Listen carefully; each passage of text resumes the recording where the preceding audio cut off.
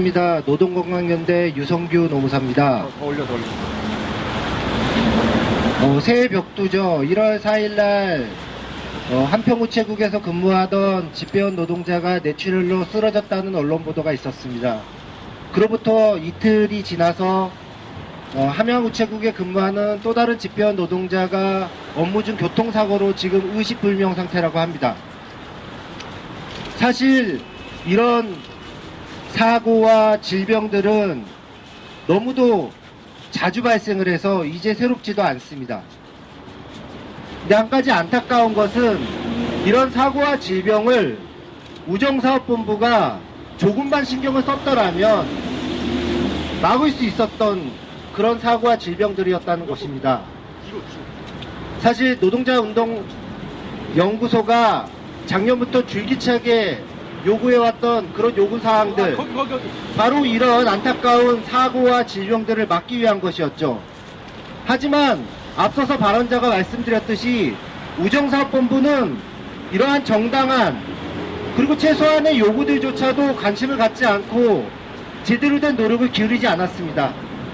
그 결과가 무엇입니까? 바로 한 가정의 아버지고 오빠고 아들이었던 그런 인생들을 가지고 있는 그런 사람들이 지금 의식불명 상태로 병원에 누워 계신 겁니다. 이제 더 이상 그런 안타까운 사고와 질병과 죽음들을 지켜볼 수 없었습니다.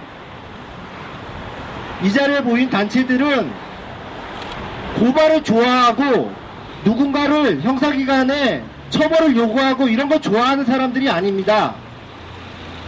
우리들이 요구하는 것은 그런 안타까운 죽음과 사고와 질병들을 줄여달라는 것입니다.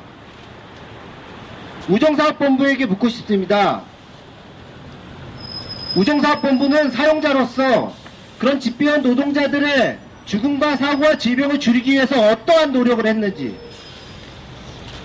이제 어쩔 수 없이 우리는 그 우정사업본부의 사용자 책임을 묻기 위해서 이 자리에 서서 고발장과 특별 감독 요청을 할 수밖에 없는 상황에 처했습니다.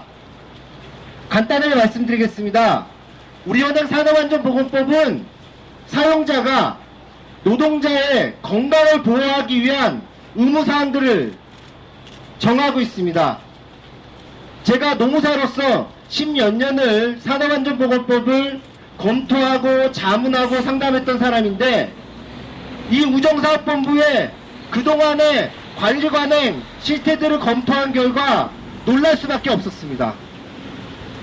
여러분들 익히 알고 계시듯이 집배원 노동자들의 일주 평균 노동시간이 64.6시간에 이르고 있다고 합니다.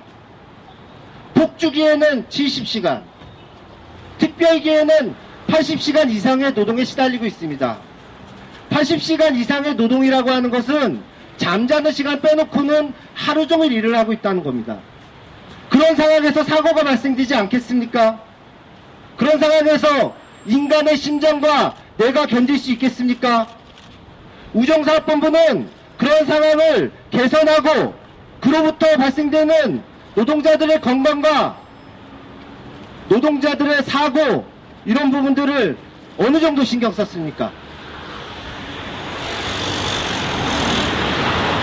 자, 지금 이 문제는 단순하게 사용자, 우정사업본부, 그리고 장관이 처벌된다고 해결될 문제는 아닌 것 같습니다.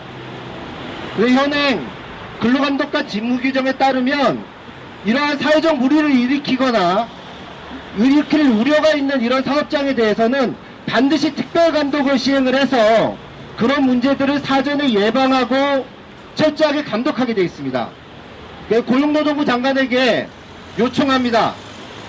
우정사업본부 이대로 방치해서는 앞으로 계속적인 죽음과 사고와 질병이 끊임없이 발생을 할 것이고, 이것은 궁극적으로 이 우편물 우송 시스템에 심각한 문제를 초래할 수가 있습니다. 따라서 고용노동부 장관도 이 문제를 더 이상 자시하지 말고 특별감독을 통해서 이런 죽음과 사고와 질병들이 재발되지 않도록 철저한 조치를 취해야 될 것입니다.